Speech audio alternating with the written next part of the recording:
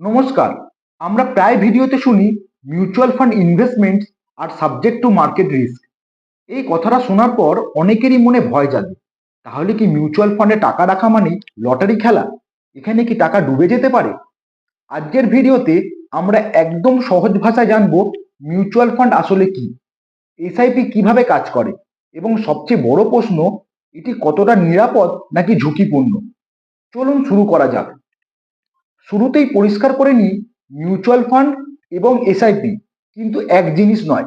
Mutual fund হলো একটি ঝুড়ির মতো, যেখানে আপনার মতো অনেক মানুষের টাকা জমা করা হয় এবং একজন বিশেষজ্ঞ, যিনি ফান্ড ম্যানেজার, সেই টাকা শেয়ার বাজার বা বন্ডে বিনিয়োগ করেন।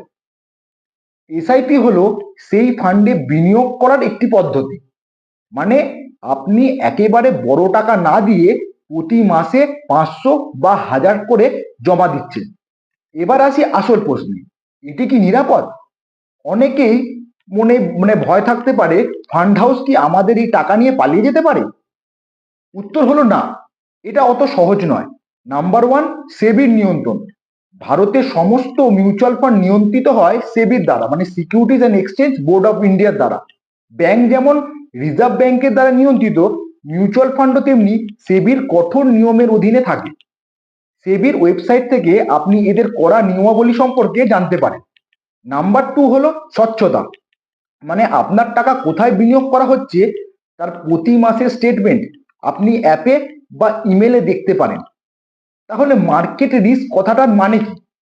দেখুন, মিউচুয়াল ফান্ডের টাকা যেহেতু শেয়ার বাজারে খাটানো হয়, তাই বাজারের ওঠানাবার সাথে আপনার জমানো টাকার ভ্যালু কমতে বা বাড়তে পারে। একেই বলা হচ্ছে মার্কেট রিস্ক। যেমন একটা সহজ উদাহরণ দিই, আপনি যদি স্বল্প সময়ের জন্য, যেমন 6 মাস কিংবা 1 বছরের জন্য বিনিয়োগ করেন, তবে বাজার পড়ে গেলে আপনার লোকসান হতে পারে। কিন্তু আপনি যদি দীর্ঘ সময়ের জন্য, 5 বছর অথবা 10 বছরের জন্য বা তারও বেশি সময়ের জন্য যদি বিনিয়োগ করেন, এসআইপি করেন, তবে বাজারে ছোটখাটো ওঠানামা আপনার বড় কোনো ক্ষতি করতে পারে না। বরং হিস্ট্রি বলে দীর্ঘমেয়াদে মিউচুয়াল ফান্ড ফিক্সড ডিপোজিটের রিটার্নকেও ব্রেক করেছে। মিউচুয়াল ফান্ডে ঝুঁকি কমানোর 3টে গোল্ডেন রুল হলো: নাম্বার ওয়ান, সঠিক ফান্ড বাছুন।